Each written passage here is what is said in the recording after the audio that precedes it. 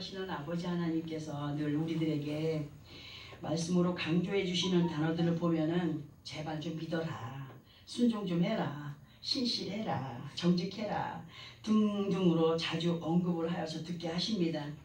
그러나 이러한 단어들과 말씀의 줄거리들 앞에 우리들의 그 믿음의 모습들을 보게 되면은 예수를 믿게 되고 그 믿음의 경주를 시작한 첫 발걸음부터 지금 현재까지의 모습들이 그 옛날에 이스라엘 백성들이 애굽에서 출발하여서 가나안을 향하여 가던 중에 있었던 그 광야에서의 이런저런 그들의 모습들을 너무도 빼닮은 가운데 있다는 거예요. 너무도 닮았어요.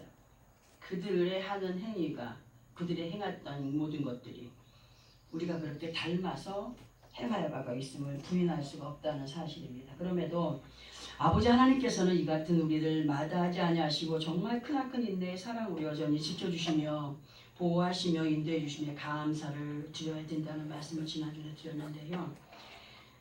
사람이 세상을 살아가면서 사람과의 어떤 관계 속, 삶의 환경 가운데서 우리가 정말 자주 행하는 것이 뭐냐면 행하면서 말하면서 서로를 부딪히게 하는 것이 뭐냐면 핑계할 때 우리가 너무 핑계를 많이 대며 살더라고요.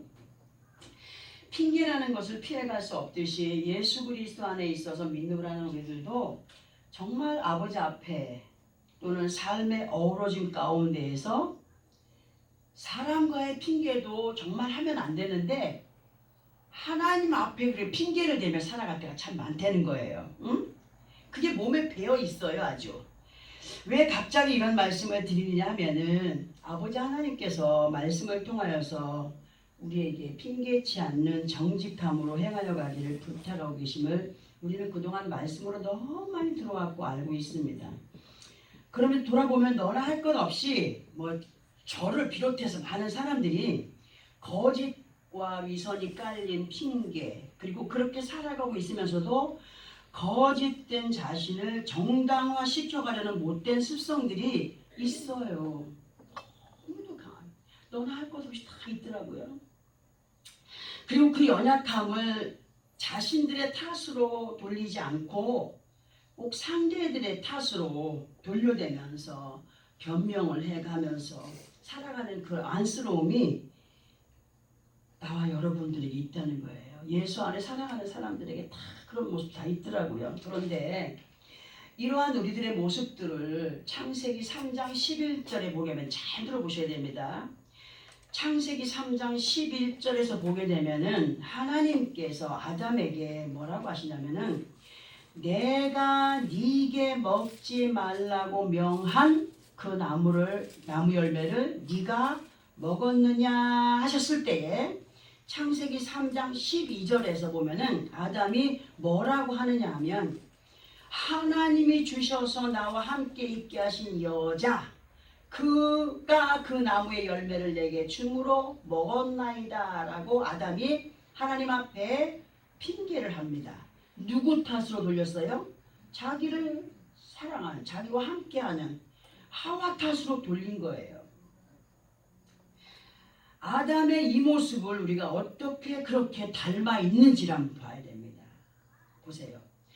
아담이 아버지 하나님 앞에 행한 그러한 모습들을 말씀으로 듣게 될 때에 창세기 2장 15절에서 17절까지를 보면은 여호와 하나님이 그 사람을 이끌어 에덴 동산에 두어서 그것을 경작하며 지키게 하시고 여호와 하나님이 그 사람에게 명하여 이르되 동산 각종 나무 열매는 네가 이물을 먹되 선악을 알게 한 나무 열매는 먹으라고 했나요? 먹지 말라고 하셨고 네가 먹는 날에는 반드시 어떻게 된다고? 죽는다 했어요. 죽으리라 하셨습니다. 그러면 아버지 하나님께서 아담에게 이러한 명령과 함께 지켜 행하여야 한다라고 하셨을 때에 아담 곁에 하와가 있었나요? 하와 없었어요. 자, 하와라고 하는 아담의 여인은 아담이 아버지 하나님의 명령이 있을 때에 아담 곁에 없었던 존재였습니다. 그러면 제가 여러분들에게 질문을 하나 해봅니다. 아버지 하나님의 말씀에 순종할 책임이 하와에게 있습니까? 아담에게 있습니까? 아담에게 있어요. 아담. 헬라어로 우리가 아담, 히브리어로 아담 할 때 그 뜻이 뭐라 그랬습니까? 사람이 사람. 아담에게 그 행할 책임이 있었어요. 왜? 하나님이 직접 아담에게 명령하셨거든요.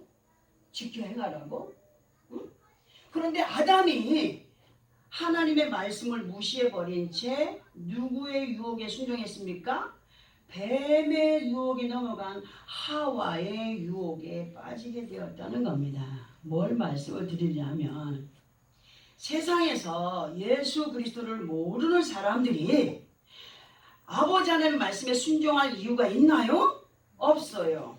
그런데 예수 그리스도 안에 있는 하나님의 자녀들이라고 하는 사람들이 아버지 하나님께서 원치 않으시는 자리에 있게 되는 많은 이유 중에 하나가 뭐냐 하면 믿음이 없는 사람과 마음이 하나 될 때 누구 앞에 범죄를 하게 되죠? 하나님 앞에 범죄를 하게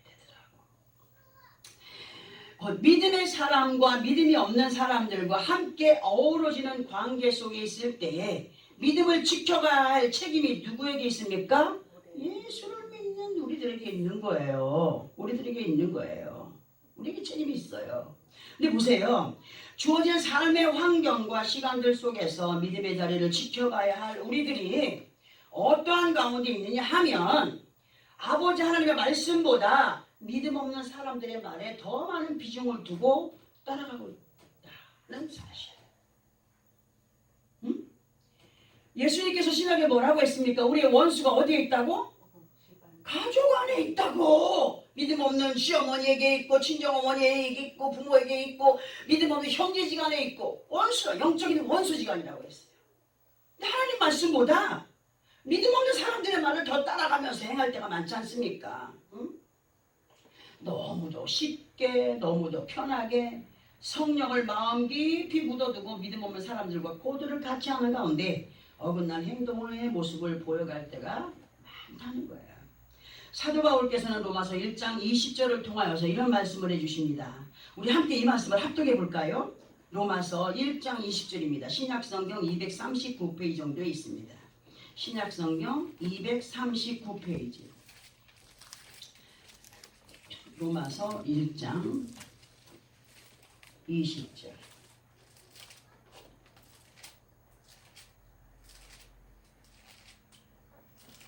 찾았으면 함께 합독합니다. 시작. 창세로부터 그의 보이지 아니하는 것들 곧 그의 영원하신 능력과 신성이 그가 만드신 만물에 분명히 보여 알려졌나니 그러므로 그들이 핑계하지 못할지니라. 아멘. 참, 오죽하면 이게 핑계하지. 니들이 다 보고 느끼고 그렇게 깨닫고 한 것이다. 누구의 솜씨였느냐, 누구의 뜻이었느냐, 누가 만들어 세우신 것이냐, 누가 행하여 가는 것이냐. 사도 바울께서 이 말씀을 통하여서 우리에게 주시는 깨달음이 뭐냐 하면 예수 그리스도 안에 있는 믿음의 사람들 대부분이 아버지 하나님의 귀하신 뜻을 모르고 있지 않다는 겁니다. 알고 있다는 거예요. 왜? 믿음을 들으면서 난다고 하니까 말씀을 들어 알고 묵상하면서 깨닫고 많은 것을 알게 돼 있어요. 그죠? 근데 모르는 사람은 제가 몰라서 그랬습니다 라는 핑계를 댈 수가 있어요. 그죠? 모르니까, 몰랐으니까.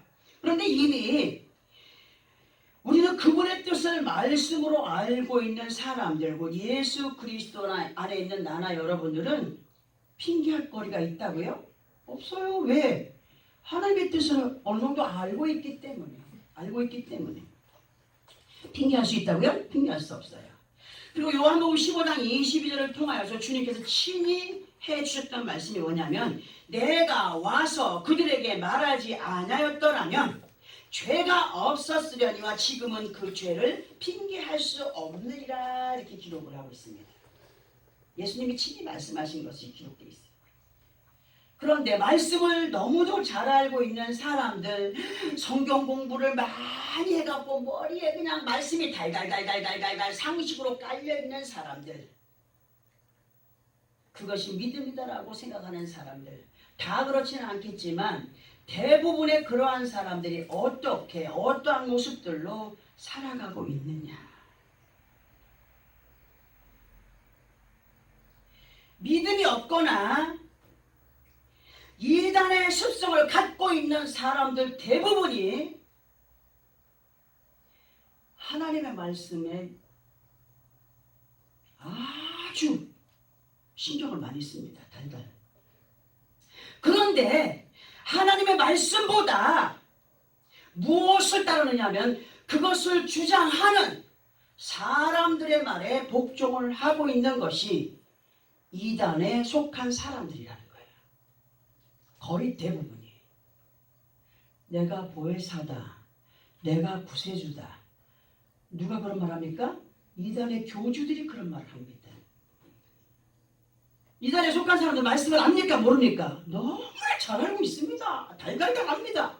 어릴 땐 저도 부끄러울 정도로 너무 잘 알고 있습니다. 근데 하나님의 뜻을 따른다고요? 사람의 뜻을 따라가지 않습니까? 그래서 이단이라고 하는 겁니다. 근데 이 말씀을 준비하면서 느끼게 된 것이 뭐냐 하면은 우리가 눈으로 보여지는 장애를 가진 사람들 보면 저 사람 다리가 하나 없어 불편하겠다. 눈이 안 보여서 참 불편하겠다. 하지 않습니까? 그죠? 눈으로 보여지는 장애를 가진 사람들보다 어떤 장애자가 무서우냐. 정말 불쌍하냐.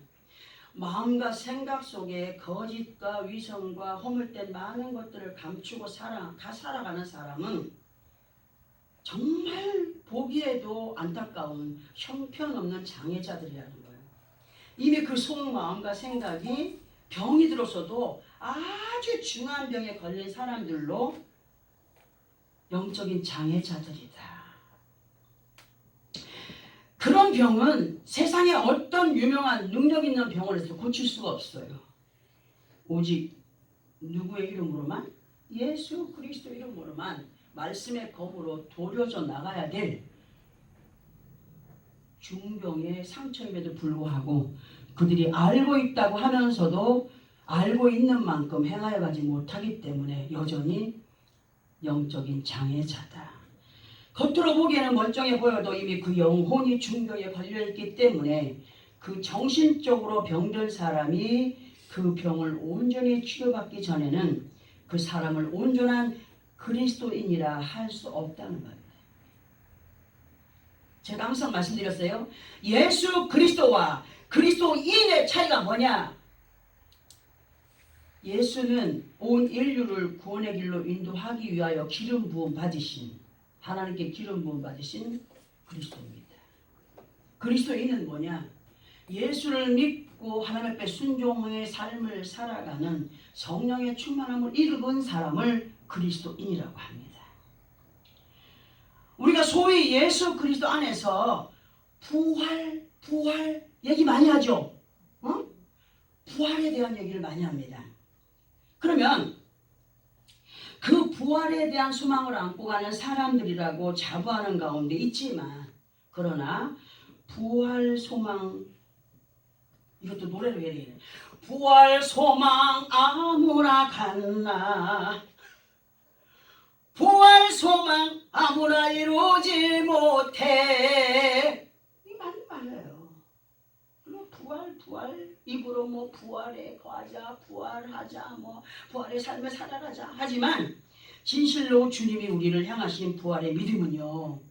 그 사람이 죽어서 예수님처럼 부활하는 것도 중요해요. 중요하죠. 그죠?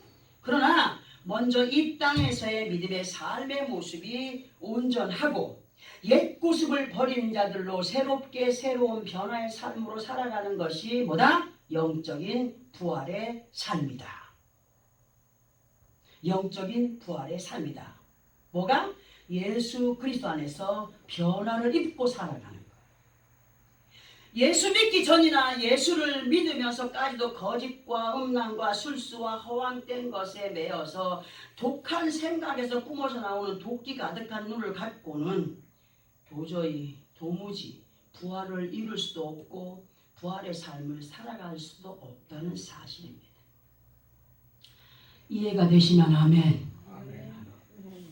예수 그리스도 안에서 광야의 중심이 되는 우리의 삶의 환경, 그리고 그 안에서의 삶이 예수 그리스도 안에서 변화를 이루는 것이 부활의 삶이다라고 할 때에 연결된 말씀을 보면 갈라디아서 2장 20절, 내가 그리스도와 함께 십자가에 못 박혔나니, 알죠? 갈라디아서 2장 20절의 말씀. 내가 그리스도와 함께 십자가에 못 박혔나니 그런즉 이제 내가 사는 것이 아니 오직 내 안에 그리스도께서 사시는 것이라. 이제 내가 육체 가운데 사는 것은 나를 사랑하사 나를 위하여 자기 자신을 버리신 하나님의 아들을 믿는 믿음 안에서 사는 것이라. 이것이 부활의 삶입니다. 이미 우리 옛 모습은 예수를 믿을 때 십자가에 못 박아 죽었어요. 못 박혀 죽었어요. 그리고 예수 그리스도와 함께 우리는 부활의 삶을 삽니다. 무슨 의미입니까? 옛 모습을 버린 하나님의 사람들로, 하나님의 뜻대로 그 명령을 받은 사람들로 충성한 이유들을 갖고 책임을 갖고 살아가는 삶이 부활의 삶이다. 이러한 믿음이 우리를 향하여 있는 부활의 삶. 옛 구습이 되는 육신의 생각과 습성을 십자가 위에 못 박아 죽였으므로 이제는 내 안에 성령으로 임하사 말씀으로 나를 이끌어 인도해 가시는 그 은혜 안에서의 삶이 나와 여러분에게 있어서 영적인 무슨 삶이라? 부활의 삶이다. 그러면 이렇게 주님이 기뻐하시는 삶을 살아내기 위해서는 우리가 어떤 믿음의 삶을 살아가야 하는가를 본문의 말씀으로 보아야 되겠기에 본문을 다시 한 번 더 다 같이 합독을 해봅니다. 시편 40편 4절 시작. 여호와를 의지하고 교만한 자와 거짓에 치우치는 자를 돌아보지 아니하는 자는 복이 있도다며. 진정한 믿음 안에서 여호와를 의지하는 자라고 자부를 한다면 무엇을 돌아보지 않아야 된다라고 여기 말씀하십니까? 교만한 자와 거짓에 치우치는 자를 돌아보지 않는 것이 복받은 믿음의 삶이라고 하십니다. 그러면 하나님께서 미워하시고 싫어하시는 교만과 거짓은 무엇을 말씀하시는 걸까를 보아야 되겠기에, 첫째 교만이라고 하는 단어의 의미를 살펴보게 되면은 잘난 체하고 겸손하지 못하고 방자히 행하고 이러한 모습들을 교만의 모습들이라고 말할 수가 있습니다. 그러나 성경을 통하여서의 교만은 뭐냐? 아버지 하나님의 사랑과 은혜를 무시하는 사람, 이러한 습성의 사람, 자기 뜻대로 고집하며 나가는 사람, 자기의 뜻을 따라 어떻게든지 그 모든 것을 롯과 같이, 아브라함 조카 롯과 같이 엉뚱한 길을 자꾸 가려는 사람, 그런 사람의 습성이 교만의 모든 것들을 가진 습성의 사람이다. 그리고 그런 사람들의 모습은 어떻게 나타납니까? 얼굴에 나타납니다. 얼굴에 나타나지요. 얼굴 전체에서 나타납니다. 특별히 어디서 나타나냐? 눈에서 나타납니다. 눈이 크고 아무리 예뻐도 그 눈동자 안에서 느껴지는 도끼는 웬만한 사람들은 몰라도 우리 하나님은 아십니다. 그리고 말하는 입에서 나타납니다. 그리고 행동하는 모습에서 의연중에 나타나게 되는데, 보통 사람의 속이 악으로 가득하면 제일 두드러지게 표현되는 곳이 어디라고요? 눈이다. 눈에 살기가 가득한 사람들은 조심을 해야 되고, 눈꺼풀을 이렇게 내려가지고 눈동자를 싹 가리는 사람도 조심을 해야 되고. 그런데 시편 18편 27절에 보면은 하나님께서 뭐라고 말씀하시느냐? 왜 그곳을 지적하시느냐? 하나님께서 교만한 눈을 낮추시겠다고 하셨어요. 무슨 말입니까? 하나님의 뜻이 기준이라면 엉뚱한 것을 바라보는 눈을 교만의 눈이라고 표현합니다. 하나님의 뜻을 바라보지 못하는 눈. 그리고 잠언서 29장 23절에 보면은 사람이 교만하면 낮아지게 되겠고 마음이 겸손하면 영예를 얻으리라. 누구 앞에? 하나님 앞에. 겸손하라고 하니까 만날 안 믿는 사람 앞에 가서 겸손. 하나님 앞에 먼저 겸손해야 돼. 하나님 앞에. 아멘. 하나님 앞에 겸손해. 세상을 향해서 당당해야 돼. 응? 근데 거꾸로 가는 거야. 하나님의 뜻 앞에서는 그냥 왜 이러십니까? 알겠습니까? 왜 응답이 없으십니까? 하면서 사람들 앞에 가서는 그저 굽신굽신해. 반대로 나가. 그렇다고 해서 함부로 세상 사람들한테 무조건 당당하라는 건 아니죠. 때를 따라. 진실로 예수 그리스도 안에 있는 믿음의 사람들이라고 한다면 누구 앞에 낮아져야 됩니까? 하나님 앞에. 그 말씀 앞에 낮아지고 겸손해지면 어떻게 될까요? 순종하게 됩니다. 그러나 여전히 민노라 하면서 사람의 생각이 버려지지 않는 사람은 말씀에 순종한다고요? 못합니다. 왜? 그거 버리기가 아까워서 하나님의 뜻을 따르지 못합니다. 이런저런 핑계거리가 그 안에 아직도 가득하기 때문에 순종할 수 없습니다. 진실로 우리 모두가 아버지 하나님 앞에 복받은 믿음의 사람들로 살아가기 위해서는 이렇게 아버지 하나님의 뜻을 사람의 깨와 지식과 상식으로 뭉개버리는 교만한 것들을 하나씩 그러한 것들을 가지고 하나님의 뜻을 뭉개버리는 교만들을 하나씩 잘라내야 됩니다. 그리고 본문에서 교만과 함께 버려야 될 것이 뭐라고 하십니까? 거짓이라고 합니다. 거짓이라고 하는 것을 보면은 사실과 어긋나게 말하거나 사실처럼 꾸며대는 것을 거짓이라고 합니다. 그런데 이 거짓된 것을 시편 58편 3절에 보게 되면은 거짓은 갑자기 그 사람에게 나타나는 것이 아니라는 거예요. 뭐라고 기록되어 있냐면은 아기는 모태에서부터 멀어졌으며 나면서부터 곁길로 나아가 거짓을 말하는도다. 너무도 충격적인 말씀. 모태에서 잉태되면서 응애하고 출생하는 그때까지도 우리가 응애하고 태어나면 깨끗하게 되잖아요. 영혼이. 애기들이 깨끗하게 되고 타고는 안 되는 거예요. 타고는 안 되는 거예요. 아기는 모태에서부터 멀어졌으며 누구와 멀어졌어? 하나님과. 나면서부터 곁길로 나아가 거짓을 말하는 것이 된다. 거짓으로 행하는 자는 그 모태 속에서부터 하나님과 멀어진 거짓의 유전자를 타고 태어나고 그 갖고 태어난 거짓을 살아가면서 그렇게 버리지 못하고 행하여 가는 것이라고 하셔요. 그렇기 때문에 우리는 하나님을 의지해야 됩니다. 성령의 은혜를 따라서 이끌림 받아야 됩니다. 그럴 때에 모태에서부터 갖고 태어난 죄의 악들을 어떻게 합니까? 버려갈 수 있다고 하십니다. 그리고 이러한 습성을 예수 그리스도 안에서 변화를 이루어가지 못하는 사람, 하나님께서 원하지 않는 그 습성을 버려가지 못하는 사람은 예레미야 5장 2절에서 보면은 그들이 여호와께서 살아계심을 두고 맹세할지라도 그 맹세는 거짓 맹세라고까지 기록을 하고 계세요.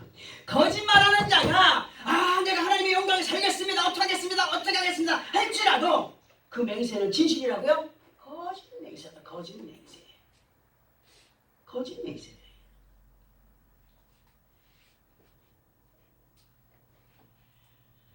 예수 그리스도 안은 우리들에게서 이러한 현상들을 교만과 거짓으로 행하게 되는 이유를 갖고 있다는 것은 아직도 여전히 고쳐가야 될 고질병이에요. 저도 고질병 환자입니다. 영적인 장애자입니다. 그렇기 때문에 주님을 의지하는 겁니다. 우리는 우리 안에 알게 모르게 자리를 잡고 있는 이러한 고질병들을 누구의 이름으로? 예수 그리스도의 이름으로 치료를 받으며 살아가고 있는 과정 가운데 있기 때문에 완전하다고요? 완전하지 않아요. 완벽하지 않아요. 부족해요. 이러한 의미들을 이 말씀과 연결을 시켜보려고 합니다. 어떤 말씀이냐? 정말 이 내용을 오래간만에 정말 언급을 해드립니다. 우리 요한복음 5장 2절부터 6절까지 함께 합독해 봅니다. 신약성경 149페이지. 요한복음 5장 2절부터 6절까지입니다.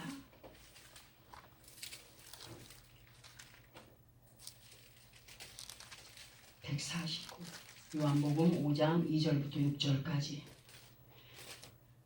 자, 찾았으면 함께 합독합니다. 시작. 예루살렘에 있는 양문 곁에 히브리 말로 베데스다라는 못이 있는데 거기 행각 5이 있고 그 안에 많은 병자, 맹인, 다리 저는 사람, 혈기 많은 사람들이 누워 물의 움직임을 기다리니 이는 천사가 가끔 못에 내려와 물을 움직이게 하는데 움직인 후에 먼저 물에 들어가는 자는 어떤 병에 걸렸든지 낫게 되리로라. 거기 38에 된 병자가 있더라. 예수께서 그 누운 것을 보시고 병이 벌써 오래된 줄 아시고 이르시되 네가 낫고자 하느냐. 아멘. 우리 이 말씀에서 정말 6절의 말씀을 잘 생각해 봐야 되는데 이 말씀을 설명을 드려봅니다. 읽은 2절부터 진실로 우리 모두가 아버지 하나님 앞에 예수 그리스도의 이름으로 복이 있는 믿음의 승리자들이 되기 위해서는 아니오가 아니라 뭐가 돼요? 네가 돼야 됩니다. 노맨이 아니라 에리맨이 돼야 됩니다. 무엇 앞에? 말씀 앞에. 그렇게 움직여가는 사람들이 되어야 되는데 앞에서도 잠깐 언급을 해드린 것처럼 겉으로 보기에는 멀쩡하나 속으로 병든 사람들에 대해서 말씀을 기억하시죠? 교회 안에 예수를 믿는 믿음의 사람들 가운데는 아직도 여전히 고쳐지지 못한 나쁜 악습의 병들에 걸려있는 사람들이 많습니다. 겉으로는 다 멀쩡합니다. 근데 어떤 사람들 대해 보면 머리가 좀 이상한 사람이 있어요. 생각이 좀 이상한 사람이 있어요. 입만 열면 거짓말하는 사람이 있어요. 속이는 사람이 있어요. 근데 이러한 병들을 앞에서 합독한 요한복음 5장 3절과 연결을 해보면은 말씀으로 아버지 하나님을 대면하지 못하는 그리고 그 은혜와 사랑을 느끼지 못하는 영적인 맹인들이 수두룩하다. 하나님의 뜻을 바라보지 못하는 영적인 맹인들이 어디에? 교회 안에 예수를 믿노라고 하는 사람들 가운데 많다는 거예요. 하나님의 언제나 뜻을 안다면 절대로 이단 넘어가지 않습니다. 다른 사슬에 넘어가지 않습니다. 그들이 맹인이었기 때문에 하나님의 뜻을 바로 바라보지 못하고 느끼지 못했기 때문에 단결로 갑니다. 자, 영적인 맹인들 어디에 있다고요? 교회 안에 많다. 영적인 맹인들은 누구의 뜻을 모른다고요? 하나님의 뜻을 볼 수 없는 자. 그리고 자기가 가는 길이 어떤 길인지 알 수 없는 자, 영적인 맹인자들입니다. 그리고 다리 저는 사람들, 제대로 된 믿음의 행위 없이 이리저리 헤매는 사람을 영적인 다리를 저는 사람으로 볼 수가 있다는 겁니다. 자, 믿음 안에 있어도 그 모습에서 기쁨과 즐거움 엿볼 수 없는 강팍한 모습, 곧 은혜 안에 거하지 못하는 사람들을 혈기 마른 사람으로 보아도 과한 표현이 아니라고 생각합니다. 교회 안에 예수 그리스도 안에 이렇게 많은 불신의 모습들이, 불신의 병자들이, 중병에 걸린 사람들이 적다고요? 많이 있다는 거죠. 근데 이러한 영적인 병들을 주님은 뭘 받으라고 하셔요? 성령의 충만함을 받고 성령의 충만함을 입고 믿을 때 어떻게 된다? 치료가 된다고 하셨습니다. 해결이 된다고 하셨습니다. 누구의 뜻을 따르는 거예요? 하나님의 뜻을 따라가야 돼요. 이러한 의미를 4절에 보면은 이런 천사가 가끔 못에 내려와 물을 움직이게 하는데 이 움직인 후에 먼저 들어가는 자는 어떤 병에 걸렸든지 낫게 되리라 했습니다. 저는 이 말씀을 이렇게 들려드립니다. 주님의 날, 주님의 전에 나와서 말씀을 들으며 깨달아질 때에 그 깨닫게 되는 것은 아버지 하나님의 영이 동하는 시간입니다. 아멘입니까? 아멘. 하나님의 영이 동하는 시간이다. 동하는 시간. 그 영적인 은혜의 동함이 일어났을 때 은혜를 팍 잡고 깨닫게 되면 어떻게 돼요? 역사가 나타나는 거예요. 아멘이에요. 응? 그리고 은혜를 받게 되면 기쁨과 함께 뭐가 옵니까? 확신이 옵니다. 확신. 그리고 맡겨드림으로 변화의 삶을 살아가게 되는 역사가 누구에게 나타나요? 내게서 나타납니다. 그리고 그 변화의 삶 속에서 주님을 만난 사람으로 뭐가 열려요? 영의 눈이 열려. 말씀에서 누구를 보게 돼요? 주님을 보게 되는 거예요. 내 갈 길이 열려지고 내 갈 길을 바로 알고 갈 수 있는 영의 눈이 열려지는 축복의 역사가 나타나게 돼 있어요.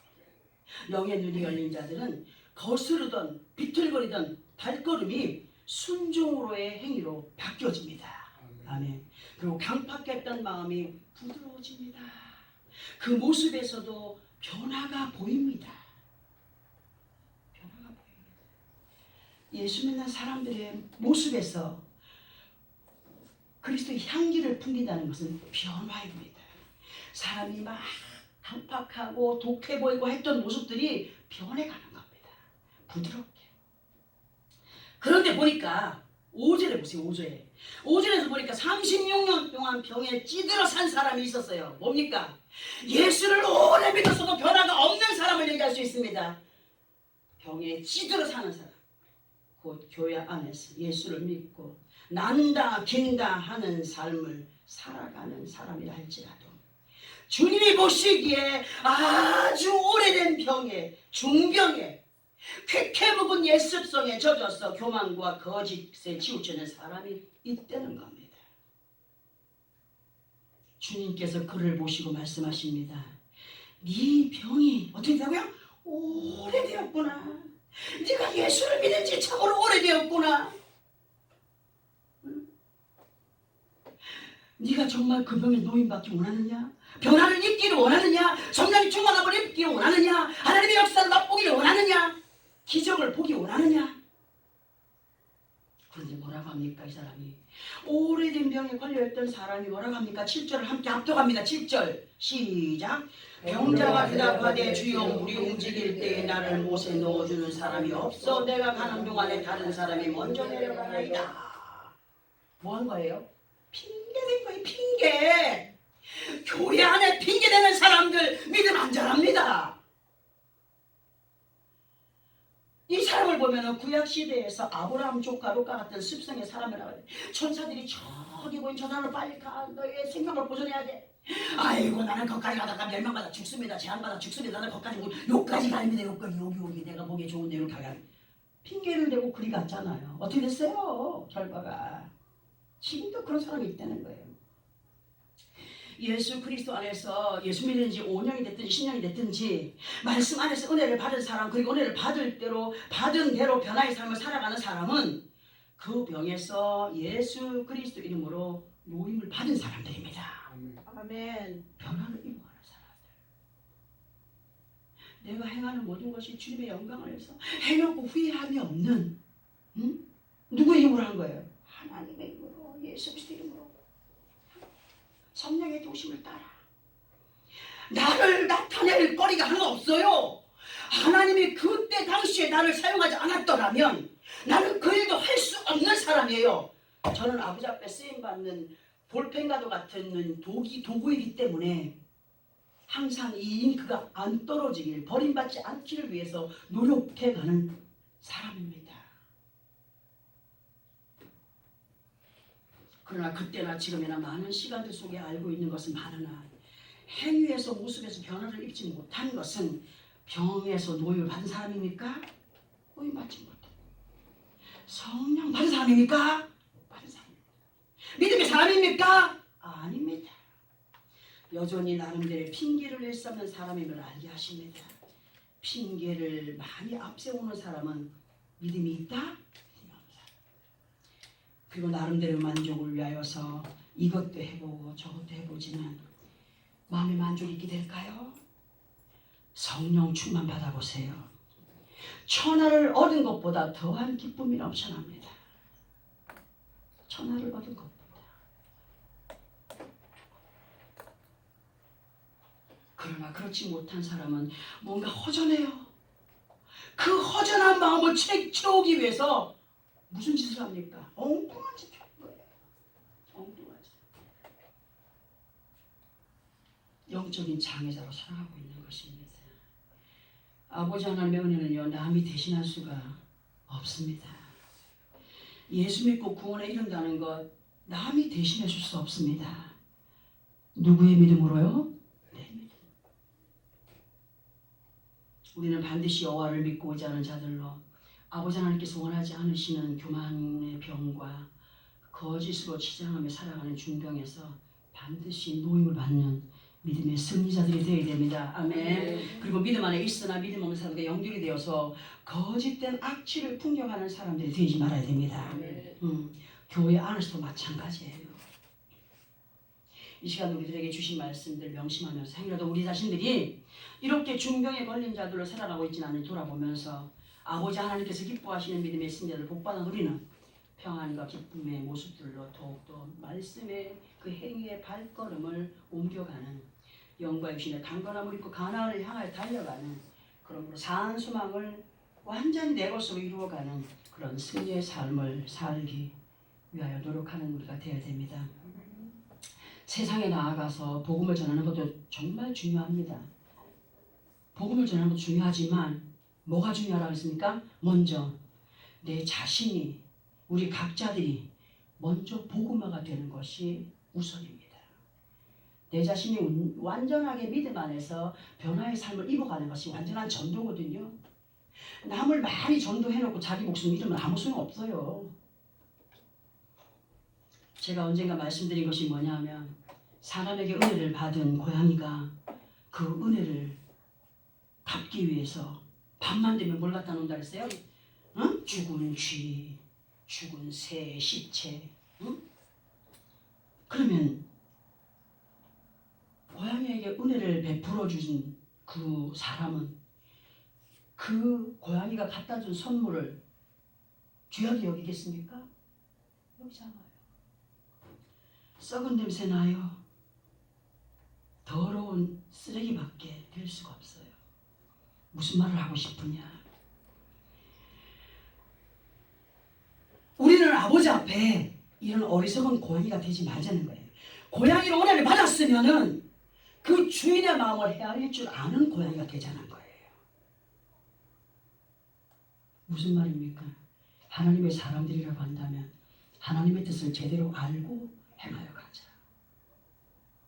그렇지 않으면 고양이가 자기의 생각대로 자기가 최고로 좋아하는 것이 이 사람한테 최애의 선물이라 생각을 하고 저녁마다 갖다 쌓아놓는 것, 사람들에게는 쓰레기. 그러한 모습들 아버지 앞에 뭐예요? 더러운 죄악 덩어리들입니다. 우리 자신들은 아버지 앞에 자신의 생각을 버리지 못한 자신만을 생각하며 행하여가는 어리석은 자들이 아니라 진심으로 믿음 안에 거한 복받은 사람들로 어느 곳에 있든지 행하든지 하나님께서 원하시는 믿음의 본을 보여가며 진정한 평안과 기쁨과 즐거움의 복을 마음껏 누려가기 위해서 뭘 버려라? 누구와 함께 하지 마라? 뭘 돌아보지 마라? 교만과 거짓에 치우치지 않는 겸손함을 보여가며 그렇게 아버지 앞에 영광의 삶을 살아가는 믿음의 승리자들이 되기를 원하여 노력해가는 나와 여러분의 삶이 되어지기를 예수 그리스도 이름으로 축원합니다. 아멘.